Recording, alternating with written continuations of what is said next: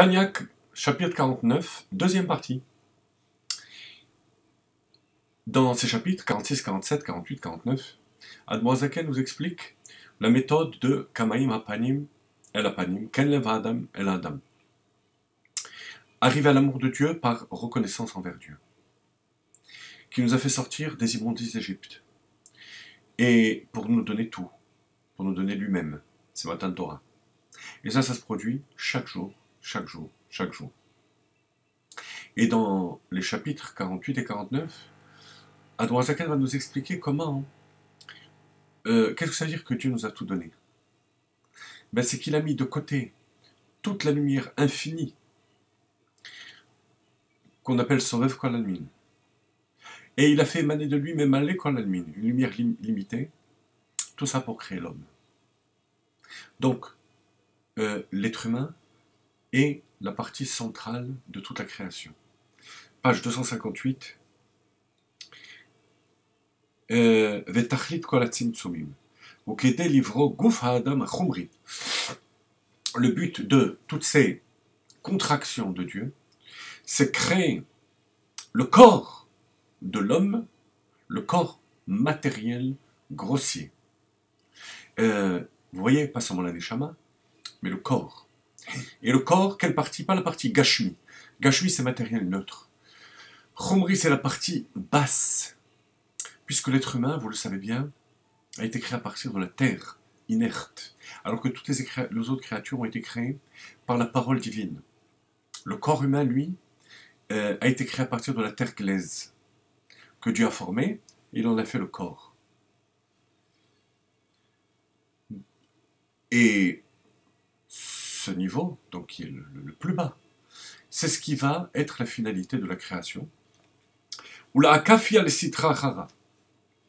Et on ne se contente pas non plus de cela, mais même au niveau du corps, il va falloir faire le travail de itkafia, de faire plier la sitra chara. C'est-à-dire aller à l'opposé des désirs et des envies du corps, et qu'il ait la supériorité de la lumière par rapport à l'obscurité,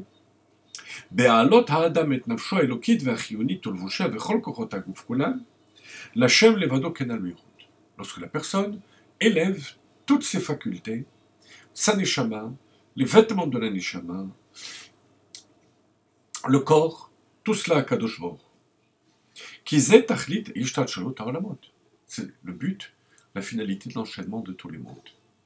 Donc, cela de nouveau réveille la gratitude de l'homme envers Akadosh Baruch Hu, puisqu'il sait qu'il a été choisi pour être le centre de la création.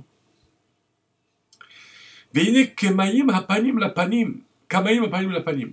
כמו שהקדוש ברוך הוא יכול להניח וסילק לצד אחד דרך משל את אור הגדול, de même que Dieu a mis de côté sa lumière infinie, הבלתי תכלית. וגם זו, והסתירו בגימל מיני צמצום שונים, et qu'il l'a enfoui, il l'a caché, dans les trois contractions qui sont Bria, Yetzira, Asiya. Vous vous rappelez, on a expliqué au dernier cours, dans la première partie du chapitre 49, que les trois contractions générales et globales sont Bria, Yetzira, Asiya.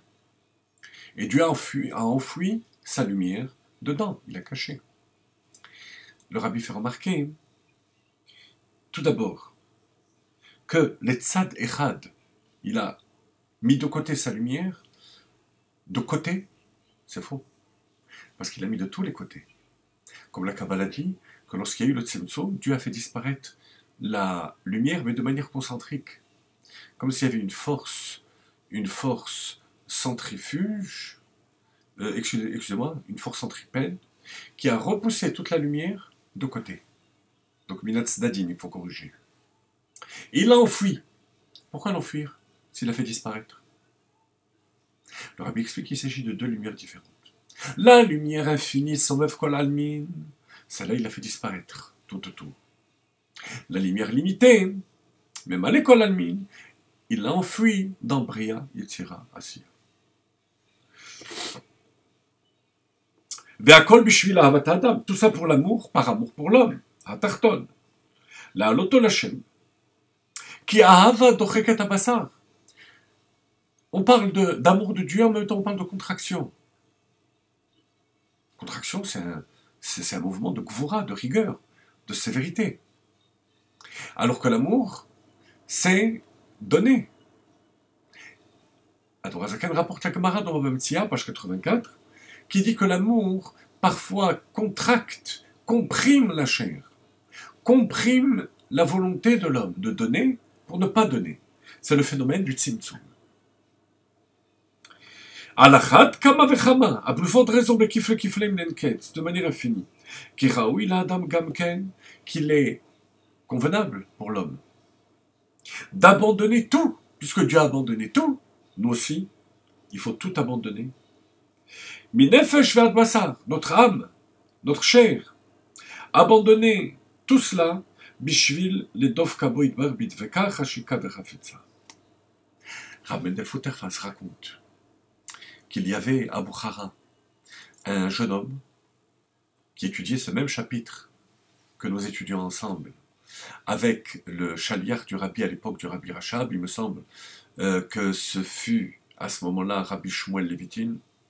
Et lorsqu'il entendit ces lignes de Tanya, alors que c'était un jeune homme qui réussissait de manière exceptionnelle dans le travail, dans le business, qui était devenu très riche, il décida de tout abandonner pour aller à l'Yeshiva, à Tomchet Mimim. Et il prit ses décisions au cours, il a mis en application.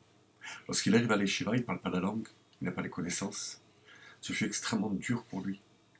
Finalement, il l'a trouvé, il s'est battu, il a trouvé une chavruta avec qui étudier.